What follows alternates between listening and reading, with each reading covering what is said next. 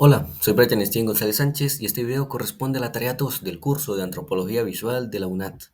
En este video vamos a analizar un documental titulado Los Onas, Vida y Muerte en Tierra del Fuego. Sus autores fueron Annie Chitman, Jorge Prelorán y Ana Montes de González. El documental se realizó en el año 1973 en el archipiélago Tierra del Fuego, ubicado al sur de Chile y Argentina. Tiene una duración aproximada de 48 minutos. No es muy extenso, pero creo que le da justo en el clavo a lo que se propone. Está muy bien resumido, tiene información bastante valiosa y una propuesta visual y sonora bastante interesante que logra meter de lleno al espectador en su historia. Pero primero vamos a contextualizar. ¿Sobre qué nos habla este documental? Pues verán, este nos relata sobre la última generación de los Sheknam, una tribu que vivió hasta aproximadamente finales del siglo XIX y principios del siglo XX. En este documental se nos retrata a los Shelknam como una tribu que vivía relativamente en armonía y con una sinergia muy buena con la naturaleza, logrando tener un sustento bastante estable mediante ella.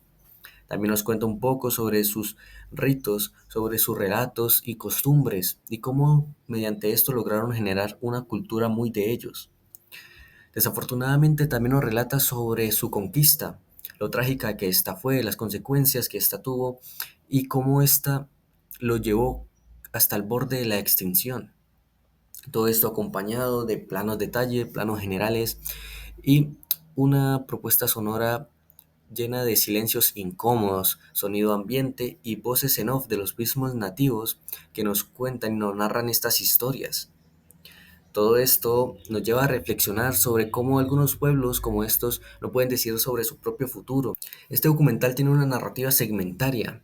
Está dividido en dos partes. La primera parte se titula Vida y nos habla justamente de cómo fue la vida de los Shelnam antes de su conquista, cómo estos vivían felizmente y de alguna manera eran más ingenuos a los peligros del mundo exterior.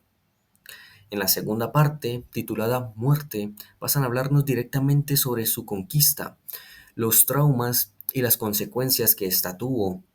Nos retratan a un pueblo destinado a desaparecer lentamente.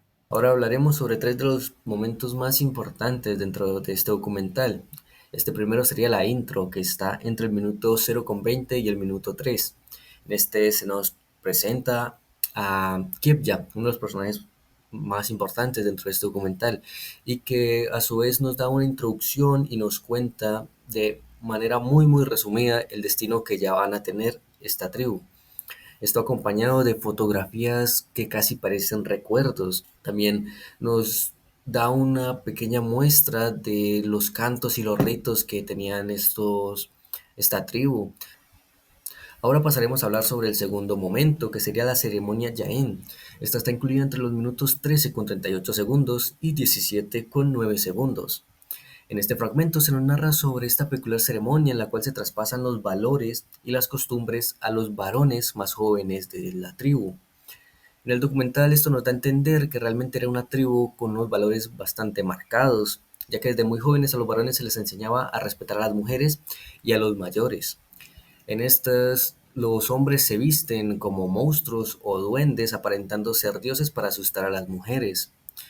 Aquí nos dan un vistazo más a la parte creativa de esta tribu. Es bastante interesante el tipo de fotografías que nos enseña. Pasando al tercer momento que estaría en el final, en el minuto 47,2 segundos y 48,47 segundos, nos encontramos una pantalla en negro llena de cifras, pero que realmente para nosotros ya no son cifras, porque gracias al documental que nos vino contando toda esta historia y todas estas tragedias de los Shelnam, nosotros llegamos a empatizar más con esto. Entonces para nosotros ya no son cifras realmente, son personas, son esta tribu tan próspera que ahora se ve reducida. Por esto me gusta mucho esta escena, esta propuesta, porque si bien no se apoya tanto de las imágenes como en todo el documental, funciona como un respiro, ¿no? Porque nos acompaña además un silencio incómodo, viendo estas cifras bajar con los años. Si bien estos momentos me parecen bastante significativos, hay un momento que me parece aún más significativo,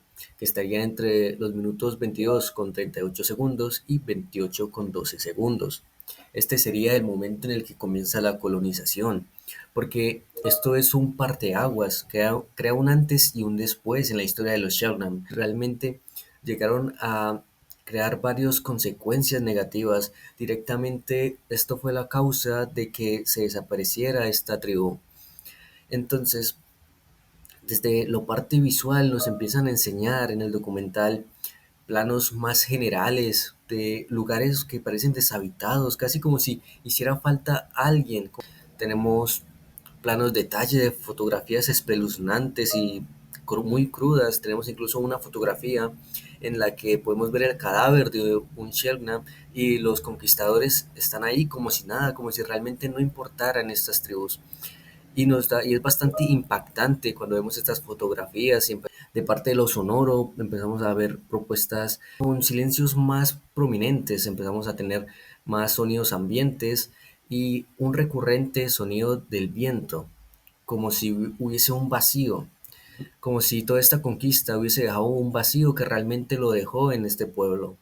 Entonces empezamos también a adentrarnos en voces, con voces en off, llenas más de impotencia de alguna manera, y por eso este momento me parece muy significativo, tanto en la historia de los Selknam como en el documental, porque es cuando empezamos realmente a empatizar, empezamos a realmente a sentir pena por esta tribu.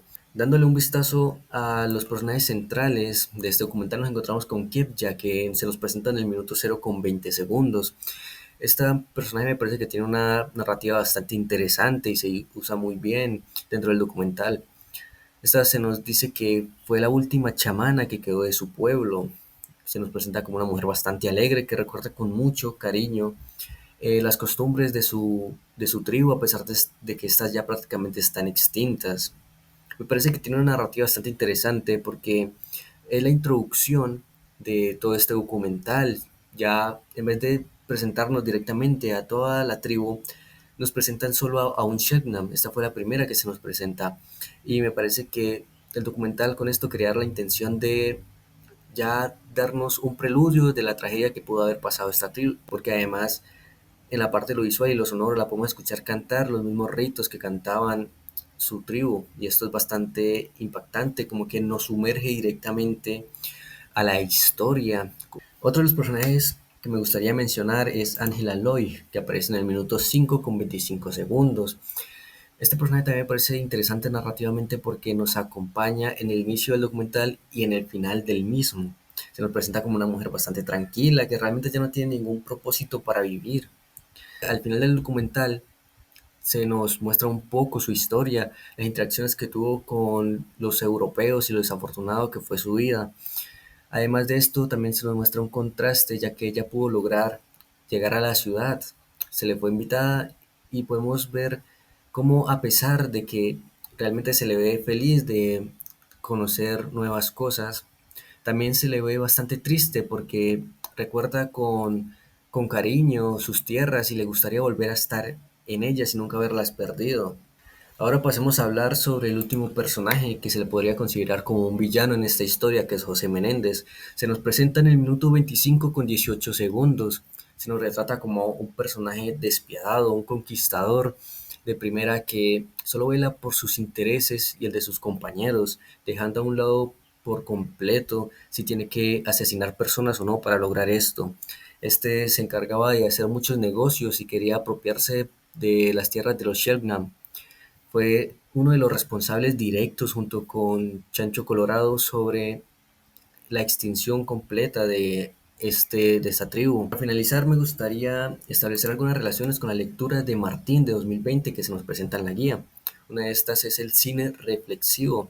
En el documental vemos constantemente la intención de los autores de que sean los mismos nativos los que nos narren y nos relaten estas historias. Si bien muchas veces se pierde el sentido de algunas palabras y oraciones por los modismos y por los acentos, esto le da un toque más auténtico. Y si bien también existe la narradora, esta funciona más como un conector y alguien que nos contextualiza mejor del tema. Incluso al final del documental no nos da una conclusión concreta, sino que nos deja una pregunta abierta para que nosotros mismos reflexionemos.